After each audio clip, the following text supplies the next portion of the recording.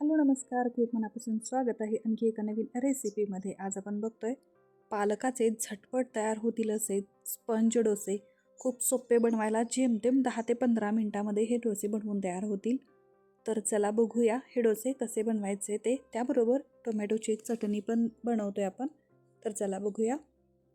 हे डोसे बनवण्यासाठी एका बाउलमध्ये मी इथं 1/4 वाटी रवा घेते. हा नॉर्मल रवा आहे, ज्या रव्यापासून आपण उपीट किंवा शिरा बनवतो तोच रवा आहे. तुम्ही 1.5 वाटी 2 वाटी घेऊ शकता. मी कमी प्रमाणात बनवते म्हणून मी इथं 1/4 वाटी घेतलेला आहे. आता यामध्ये पाणी घालायचं आहे. 10 मिनिटासाठी हा रवा आपल्याला भिजवून ठेवायचा आहे. फक्त ओला करायचा आहे, फक्त थोडासा भिजवून ठेवायचा आहे 10 मिनिटासाठी, म्हणजे चांगला रवा आपला फुलेल आणि त्यानंतर आपण डोसे बनवायला घ्यायचे. हा रवा आता 10 मिनिटासाठी बाजूला आपण सोडून देऊया आणि हा रवा आपला भिजतोय तोपर्यंत आपण बाकीची तयारी करायची, म्हणजेच टोमॅटोची एक मस्त अशी चटणी बनवून घेऊया.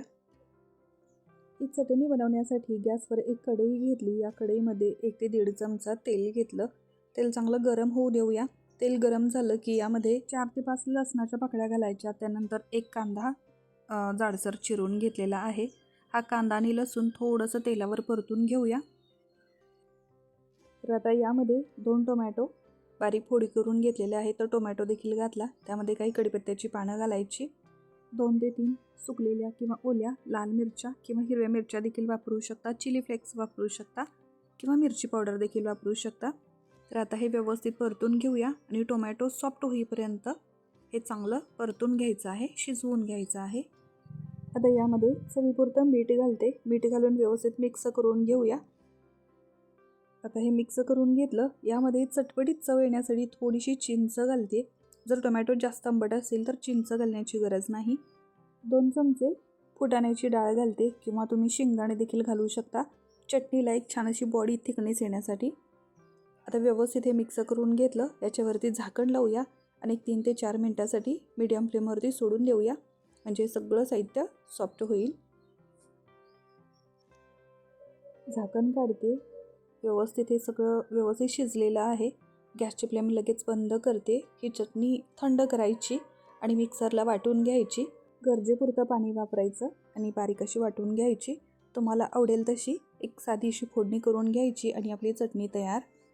तर आता हा रवा देखील बघा मस्त असा फुललेला आहे, छान असा मऊ झालेला आहे. आता हा भिजवून घेतलेला रवा मिक्सरच्या एका भांड्यात घालायचा.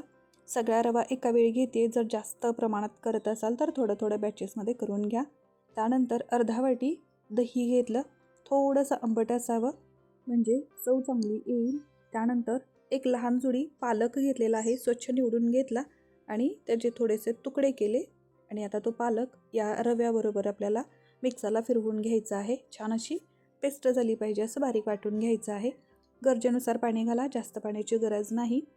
तर गरजेनुसार पाणी घालून इथं मी हे वाटून घेतलेलं आहे आणि वाटून घेतलेलं हे डोशाचं पीठ आता परत मी त्याच भांड्यामध्ये काढून घेतलं. रंग मस्त आलेला आहे आणि बॅटर देखील परफेक्ट आहे, जास्त पातळ नाही किंवा जास्त घट्ट नाही. यामध्ये आता चवीपुरतं मीठ आणि पाव चमचा खायचा सोडा घालायचा आहे, कारण हे आपण झटपट बनवतो आहे. त्यासाठी तुम्ही इनो देखील वापरू शकता. सोडा आणि मीठ व्यवस्थित मिक्स करून घेऊया आणि बघू शकता एकदम परफेक्ट असं याची थिकनेस आहे, जास्त पातळ नाही किंवा जास्त घट्ट नाही. जर जास्त घट्ट वाटत असेल तर पाणी घालून थोडंसं ॲडजस्ट करून घ्या. आता गॅसवर मी तवा ठेवलेला आहे गरम होण्यासाठी. तवा चांगला गरम झालेला आहे. लगेच आपण डोसे बनवायला घेऊया. मी चटणी देखील वाटून त्यामध्ये फोडणी घालून तयार करून ठेवलेली आहे. इथं बघा मी हा भिडाचा तवा वापरते.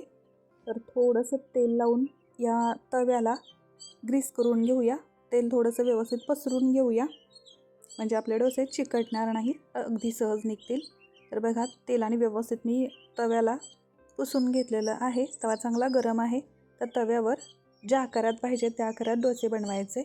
तुम्ही पातळ डोसे बनवू शकता. मी इथं स्पंज डोसा बनवते, सेट डोसा बनवते. तर त्यासाठी एकच चमचा किंवा वाटी वापरा, म्हणजे एकाच आकाराचे डोसे तयार होतील. तर मी इथं लहान आकाराचे डोसे बनवते.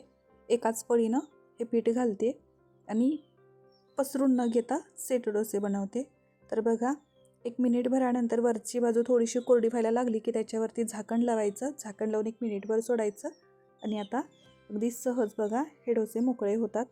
परफेक्ट डोसा तयार झालेला आहे. खालच्या बाजूने छान क्रिस्पी होतो आणि वरच्या बाजूने एकदम मऊ लुसलुशीत अगदी स्पंजी असा हा डोसा तयार होतो. तर हा डोसा उलटून घालण्याची गरज नाही, कारण आपण झाकण लावलेलं आहे. आणि या भिडाच्या तव्यावर हे डोसे बनवताना प्रत्येक वेळी तेल लावण्याची गरज नाही. एक वेळ तेल लावलं पुरेसं होतं. जर गरज वाटली तर पुन्हा एक वेळ तुम्ही तेलाने या तव्याला पुसून घेऊ शकता. फक्त जास्त तेल वापरण्याची गरज नाही आणि डोशांना तर अजिबात तेल लावण्याची गरज नाही. खूप टेस्टी मस्त स्पंजी असे हे डोसे तयार होतात. एक वेळ नक्की या पद्धतीनं हे डोसे बनवून बघा, तुम्हाला देखील खूप आवडतील. तर असेच हे डोसे मी बनवून घेतलेले आहेत. खाण्यासाठी तयार आहेत आपले डोसे आणि टोमॅटोची चटणी देखील खाण्यासाठी तयार आहे. हे डोसे एक वेळ नक्की ट्राय करून बघा. त्यानंतर कमेंट करून सांगा. चॅनलला सबस्क्राईब केलेलं नसेल तर सबस्क्राईब करा. व्हिडिओला एक लाईक करायला विसरू नका. थँक्यू.